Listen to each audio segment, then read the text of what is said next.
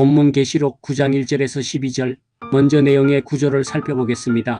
처음은 다섯 번째 나팔이 울릴 때 하늘에서 떨어진 별과 무저갱의 열쇠의 의미를 살펴보고, 이어서 무저갱에서 나오는 연기와 어두워진 세상의 상징적 의미를 살펴볼 것이며, 또한 황충의 출현과 그들이 가진 정갈의 권세를 볼 것이며, 계속해서 황충의 외형적 묘사가 담고 있는 상징과 하나님께서 우리에게 주시는 메시지를 살펴보고자 합니다. 다섯 번째 나팔이 울릴 때 하늘에서 떨어진 별과 무저갱의 열쇠의 의미. 1절. 계시록 9장 1절에서 다섯째 천사가 나팔을 불 때 하늘에서 땅에 떨어진 별이 등장합니다. 이 별은 단순한 천체가 아니라 특별한 존재를 가리키고 있습니다. 하늘에서 떨어진 별은 상징적으로 타락한 영적 존재를 의미하며 종종 사탄이나 그의 종으로 해석됩니다. 이 별은 하나님의 허락하에 무저갱 끝이 없는 구렁의 열쇠를 받았는데, 이는 하나님께서 세상에 특정한 재앙을 허락하시는 것을 뜻합니다. 이 열쇠는 혼란과 파괴의 세계, 악과 고통이 자리한 곳을 여는 권한입니다. 그러나 이 열쇠가 무조건적인 통제권을 의미하는 것은 아니며, 하나님께서 허락한 범위 내에서만 사용될 수 있습니다. 즉 하나님은 이 권한을 통해 잠든 세상을 깨우고 회개의 기회를 제공하려 하십니다.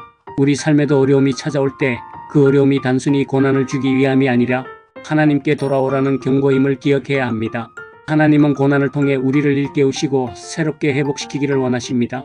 두 번째로는 무저갱에서 나오는 연기와 어두워진 세상의 상징적 의미. 2절을 살펴보겠습니다. 이 별이 무저갱을 열자 큰 화로의 연기 같은 연기가 땅으로 퍼져 나옵니다. 이 연기는 태양과 공기를 어둡게 하며 혼란과 악이 세상을 뒤덮는 상태를 묘사하고 있습니다. 어두워진 태양은 진리와 빛이 가려진 상태, 곧 사람들 사이에 영적 혼돈이 생겨난 상황을 상징합니다. 이는 우리 삶에서 하나님의 진리가 가려질 때 세상의 빛이 사라지고 영적 혼돈이 퍼지는 것과 같습니다. 연기의 어둠은 하나님의 진리와 빛이 가려질 때 나타나는 결과를 의미합니다. 사람들은 혼란에 빠지고 참된 구원의 빛을 볼 수 없게 됩니다. 우리 삶에서 하나님의 진리를 가리우는 것들, 예를 들어 지혜, 욕심, 교만을 멀리해야 합니다.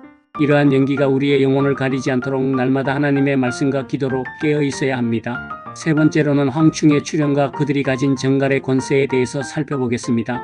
3절에서 5절. 연기 속에서 등장한 황충 메뚜기들은 일반적인 메뚜기와는 다릅니다. 그들은 정갈과 같은 권세를 받았으며 사람들에게 5달 동안 괴로움을 주도록 허락받았습니다.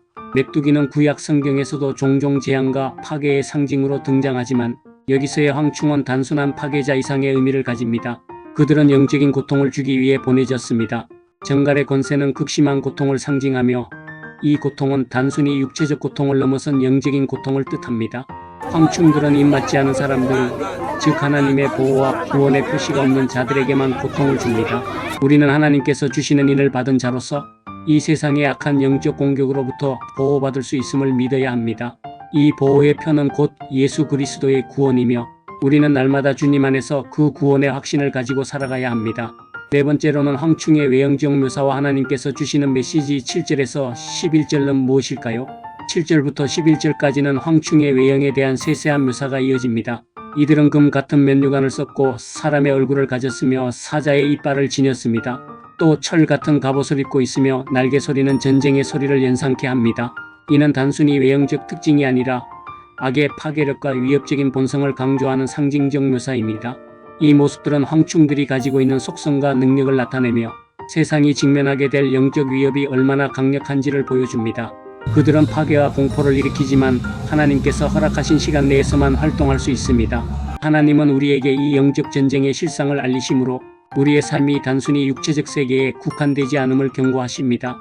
우리는 날마다 영적 싸움을 하고 있으며 하나님의 전신갑주를 입고 말씀과 기도로 무장해야 합니다. 결론적으로 하나님께서는 우리에게 회개의 기회를 주시는 하나님의 경고를 듣고 실천하는 일입니다. 마지막으로 12절은 첫째 하는 지나갔으나 이후에 하 둘이 더 있다고 경고합니다. 이는 다섯 번째 나팔이 단순한 심판으로 끝나는 것이 아니라 더욱 큰 심판이 다가오고 있음을 알리는 말씀입니다. 다섯 번째 나팔은 인류에게 주어진 경고의 기회이자 회개의 시간을 의미합니다. 우리는 이 말씀을 통해 세상의 고통과 어려움이 단순한 재앙이 아니라 하나님께 돌아가라는 경고로 받아들여야 합니다.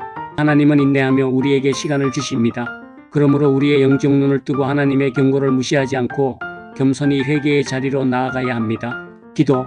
하나님, 이 세상이 어두워질 때에도 우리의 영적 눈을 뜨게 하시고 하나님의 빛을 잃지 않게 하소서. 다섯 번째 나팔의 경고를 통해 우리에게 주시는 회개의 기회를 감사히 받아들이며 날마다 주님 앞에 나아가 새롭게 변화되기를 원합니다. 예수님의 이름으로 기도합니다. 아멘.